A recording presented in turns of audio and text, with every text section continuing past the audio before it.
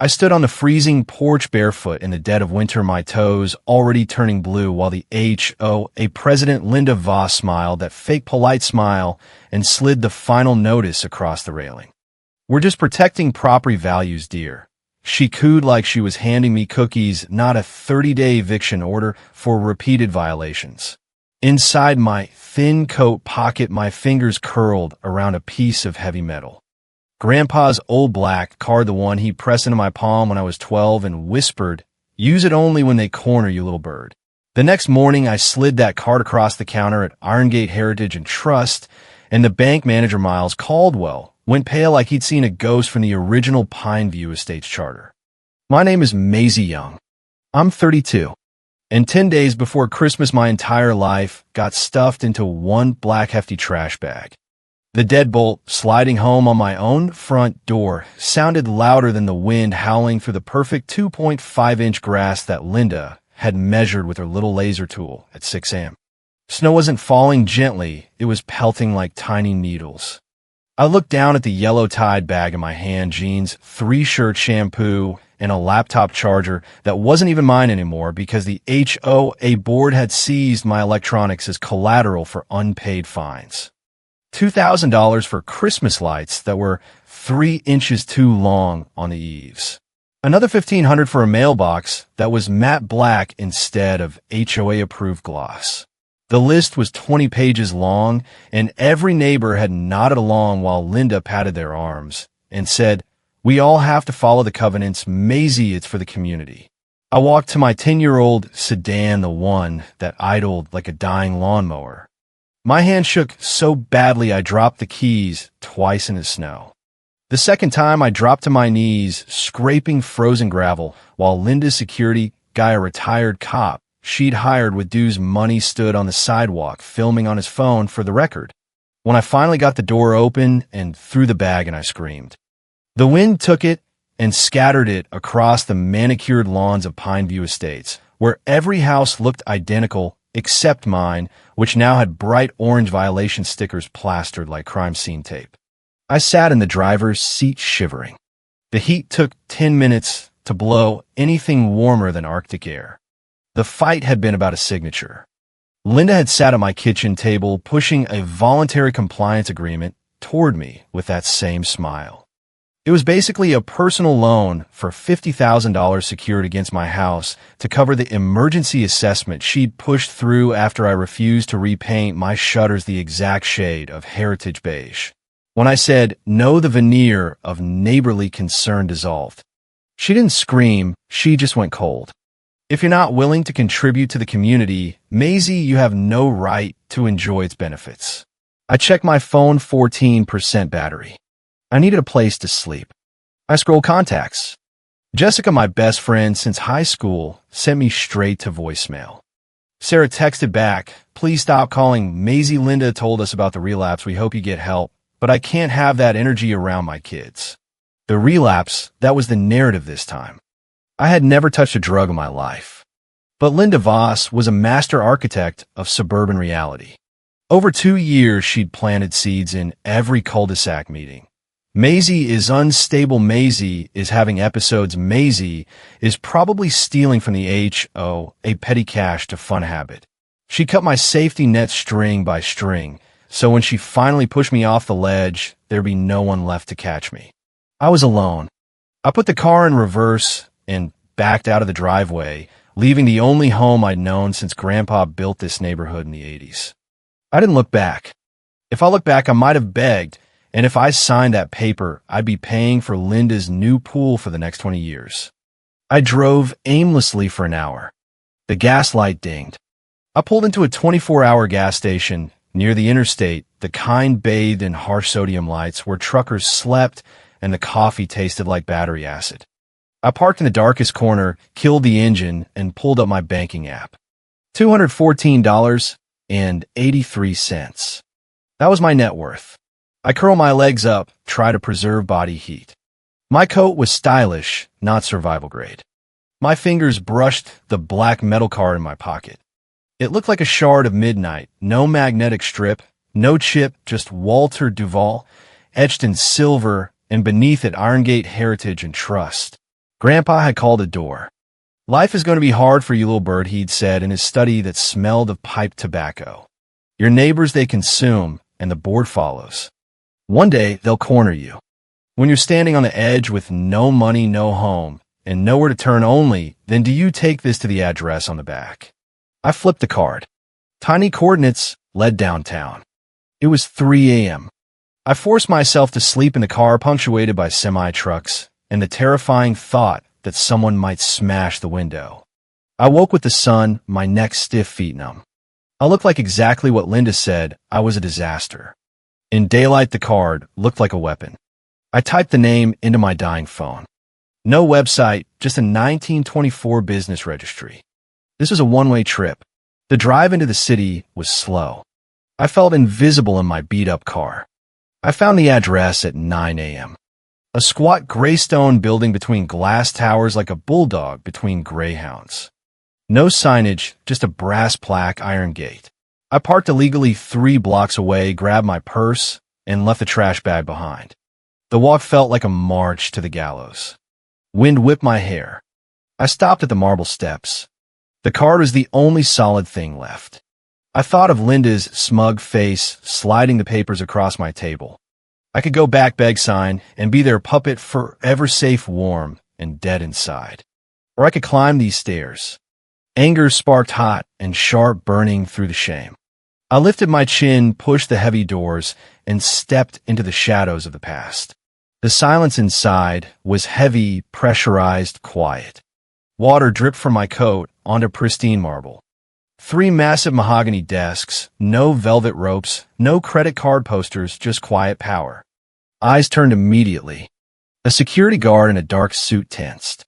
The receptionist, carved from ivory, raised one perfect eyebrow. Do you have an appointment, miss? I cleared my rusty throat. I need to speak to a manager. She glanced at my coat, my wind-blown hair. We don't accept novelty items. I placed the black card on the desk with a dull, heavy thud. Her professional mask slipped. She was about to signal the guard when a door opened and Miles Caldwell stepped out, charcoal suit tablet in hand. His eyes dropped to the card, and he froze mid-step like he'd seen a live grenade. Nobody moved. Caldwell walked around the desk, ignoring his staff completely. He picked up the card with reverence, bordering on fear. Do you have identification?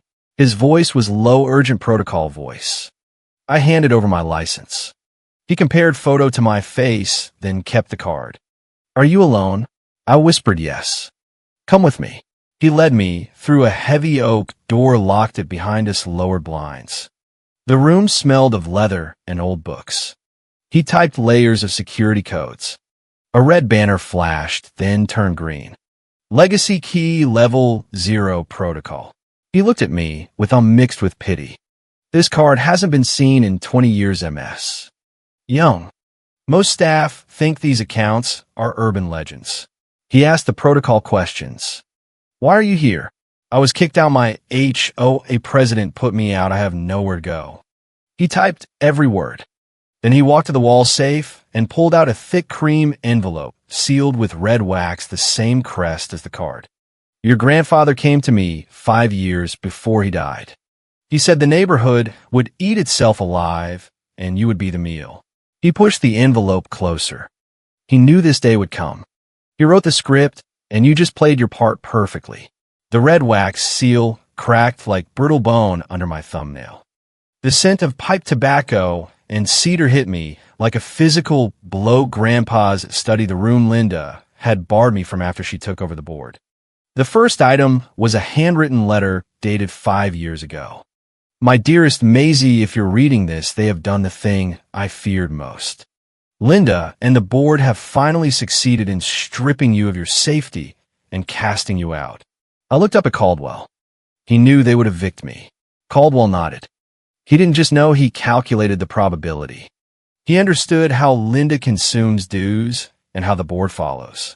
Beneath the letter, a stack of documents, certificate of mental competency, 3 separate neurologist reports proving Grandpa was sharp as a tack, the exact years Linda had claimed he was senile and needed to be removed from the founding charter. They had locked a sane man out of his own neighborhood meetings because he wouldn't approve her luxury assessments. Then dozens of unopened letters addressed to me, birthday cards, Christmas cards, weekly notes asking how school was, why I never wrote back. Linda had intercepted everyone. Caldwell slid a timeline folder across the desk. It was a chronicle of a siege petitions for control of the HOA assets, emergency motions, all rejected by Grandpa. 2 years ago, they stopped trying force and switched to isolation, waiting for him to die. You were the heir, Maisie, the only biological grandchild, and the only person he respected. They hated you because you were the threat standing between them and total control of the Pineview Estates Trust. The pieces clicked: the criticism, the rumors, the way Linda sabotaged my reputation. It wasn't bad neighbor policy. It was a strategic campaign to make sure I'd never be strong enough to fight back. Cold, hard anger replaced the nausea. Show me the rest. Caldwell turned the monitor. A springing trust dormant until the trigger, Maisie Young presenting the iron key card while declaring distress. The balance displayed $12,450,000 in liquid cash alone, not counting the commercial land, the warehouse district, or the securities. I blinked, counted the commas. Yesterday, I worried about gas. Today, I could buy the gas station. There's a condition, Caldwell said. The moment you access this account 7 minutes ago, an automatic legal trip, wire-armed. Any attempt by Linda Voss or the board to file a claim triggers a pre-filed restraining order and a forensic audit of their own finances funded by this trust. Grandpa hadn't just left money, he'd left a loaded gun pointed at the HOA board's heads. He weaponized the inheritance because he knew I wouldn't fight dirty, so he built a system that would. Caldwell handed me a sleek black smartphone and platinum debit card. Go to the Four Seasons 5 blocks away. Check in under your own name. Do not hide. Walter wanted them to know. He wanted you to stand your ground. I walked out, no longer the evicted disaster, but a target with a shield. Miles didn't let me hail a cab. A black sedan waited. He handed the driver a slip. Corporate executive suite listed under a shell company, private security. Your parents, the board, will start with credit card records. The apartment on the 24th floor was sterile, safe, 3 locks, filtered air. I had barely taken off my coat when the buzzer rang. Evelyn Shaw's silver hair, sharp bob, stepped inside and pulled me into a fierce hug smelling of lavender and stationery. I worked with Walter for 30 years. I'm the keeper of his secrets. She opened a steel lockbox. Deeds to land, commercial lots, the entire HOA common areas. On top, a thick manila folder in red marker, if they corner her. Grandpa had documented every conversation, every threat, every bribe Linda made. My old phone buzzed an anonymous email.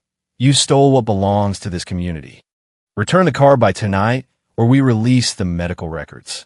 Evelyn dropped the phone in a glass of water. They're panicking. This is the scream of a predator that just realized the prey has a gun. She handed me Rowan Pike's card. He's not nice, but he's the only lawyer Linda is genuinely afraid of. Rowan's brownstone office smelled of dark wood and silence. He pointed to a chair. Your net worth is roughly $15 million liquid, another $20 in hard assets. The board is underwater on 3 assessments and has a margin call due Monday. They're not suing for money, they're suing for your autonomy, emergency guardianship, claiming you're mentally incompetent and coerced the trust. I signed a retainer $50,000 that yesterday would have been impossible today was a line item. You get a wall. He said, someone who throws their stones back with twice the velocity. I left Rowan's office, starving, adrenaline fading. I ducked into a coffee shop, ordered black coffee and a bagel. The room swam, my vision blurred. A hand touched my shoulder. Take a breath. Noah Mercer, ER doctor in blue scrubs, crouched beside me. He made me drink orange juice, sat across from me, and asked the only question that mattered. Are you safe? My parents, the board, had never asked that. They asked if I was compliant, if I made the neighborhood look good. Tears pricked. I don't know. He gave me a cell. If you need a safe place, the ER waiting room is open. 3 items on the table: debit card dossier, Noah's number, money, truth, kindness. I had spent 32 years buying the board's approval with obedience. They were the wolves. I didn't need a savior, I needed allies. I dialed Rowan. Cashed the check. I want to file for a restraining order tonight. The gray sedan followed me from the courthouse. I raised my new phone and took a picture anyway. Come and get, I typed back. The car peeled away, but the threat lingered. Inside Iron Gate, the hush had become a hunting ground. Miles led us to the top floor conference room, blinds drawn, Rowan pacing, Evelyn binder open. We have a perpetrator, Miles said, writing Julian Thorne on the whiteboard. Former senior account manager, social golf buddy of Linda Voss. He had accessed the decoy file and screenshotted the fake balance for her. Evelyn smiled thinly. Walter knew banks are made of people. He built a honeypot. The moment Thorne opened that file, he tagged the data with radioactive dye. If Linda uses that number in any filing, she's incriminated in federal data theft. The real assets rolled out: 300 acres of commercial real estate leased to distributors, $400,000 a year passive income. Diversified stocks, $8 million. And then the certificate, Gothic letters, Brightwell Freight Systems, 35% equity stake. I stared. That's where Linda's husband is CFO. Evelyn nodded. Your grandfather was the original angel investor. You are now the single largest voting bloc. You can motion an audit of the executive suite. You can vote on compensation. You can fire the CFO. The cruelty of the eviction made perfect sense. Linda needed to break me and make me incompetent so the board could claim guardianship and control the voting rights. My own shares would vote to keep her husband in power and bury the embezzlement. Rowan slammed the table. We file civil suit against Thorne Subpoena Communications. Commission independent audit of the HOA petty cash handed to the IRS. And notify Brightwell the Duval shares have transferred. The new owner requests CFO performance review. I thought of the snow on my bare feet, the trash bag, the way Linda looked at me like a diseased animal. Do it. Miles placed a small velvet box on the table. The black card you used carries the founding partner's crest. It activates the Legacy Protective Order. This box is the lock that snapped shut behind you. Inside, nestled in satin, a silver flash drive and Grandpa's note. When they call you crazy, show them the pictures. Rowan's eyes lit up. The audit. Gordon Linda has been cooking the books for years. Walter documented it. Social media exploded. Linda mobilized the neighborhood network. My cousin posted about troubled Maisie and severe chemical dependency. Weaponized concern. Rowan laughed. Let them paint. Defamation is leverage.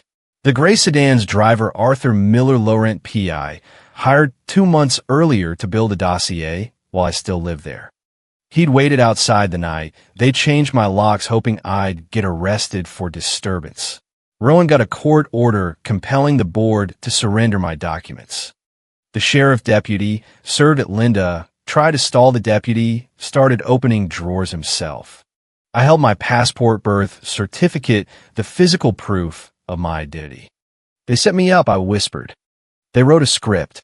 Rowan corrected, and now we burned the theater down. The letter to Brightwell was 3 paragraphs of corporate lethal force requesting forensic audit of the last 5 years. 2 hours later, the chairman called strain polite. An emergency audit is disruptive MS. Young. I kept my voice steady. I'm simply asking you to turn on the lights. By 7 p.m. Evelyn walked in pale, holding printouts. GMM Logistics, Shell Company, signatory Linda Voss. Brightwell paid $12,000 monthly to the fake vendor Linda, took 10%, and funneled the rest into the HOA charity they wrote off while using the money for personal lifestyle. Nearly $800,000 embezzled over 6 years. This is the kill shot, Rowan said. Release it, and Linda isn't just fired, she's prosecuted. Noah arrived with takeout. He took the file from my hand. Time out. You're winning, but if you collapse, you give them unstable Maisie. Eat dinner, get sleep, boring Maisie destroys enemies with a calm smile. He was right. The anger was fuel, but I needed to stay cold. The knock at 7 a.m. was heavy pounding. Process server and officer handed me thick papers. Notice of investigation from State Department of Elder Affairs, temporary injunction, freezing all assets, pending criminal inquiry into elder abuse and financial exploitation. Linda had filed claiming I manipulated Grandpa, stole from the community. Rowan snatched the papers. Nuclear option. They know they can't win, so they burn everything. I sank to the floor, panic rising. They were calling me a predator, rewriting my relationship with Grandpa into a crime. Noah crouched in front of me, breathe. This is projection. They abused him, they stole. Do not accept it. Rowan barked, opened the second box. Evelyn pulled digital media hard drives, tapes. Grandpa had carried a voice-activated recorder in his wheelchair the last year. Rowan pressed play. Linda's voice boomed. Sign the proxy vote now. Walter, we're done asking. Grandpa weak, but defiant. The common areas are not for you to gamble with. Linda screamed, you're a useless old vegetable. Just give me control. Once I have the signature, I don't care if you die tomorrow. Sound of struggle crash. Don't touch me. Rowan stopped the tape. That's assault felony exhibit A. 12 hours of recordings. Emails between Linda and the accountant moving scholarship funds to her shell company to cover her husband's margin calls. She cut inner-city music programs to pay for her bad investments. She stole from children, I said. Rowan stacked everything: transcripts, emails, notarized reports, video of Grandpa declaring intent. This is bulletproof. They filed on lies, we drop a mountain on their heads. Miles called confession. Julian Thorne paid $5,000 by Linda's private email to plant false evidence in the trust file. Attempted manufacturing of evidence, bank, fraud, bribery, conspiracy. Rowan dialed the district attorney. Cross-complaint, malicious prosecution, false report, grand larceny, elder abuse, conspiracy to commit bank fraud. I have it all. The legacy protective order activated. The assets entered sovereign trust. No state investigation could touch them without federal intervention. Irongate itself became guardian of the estate.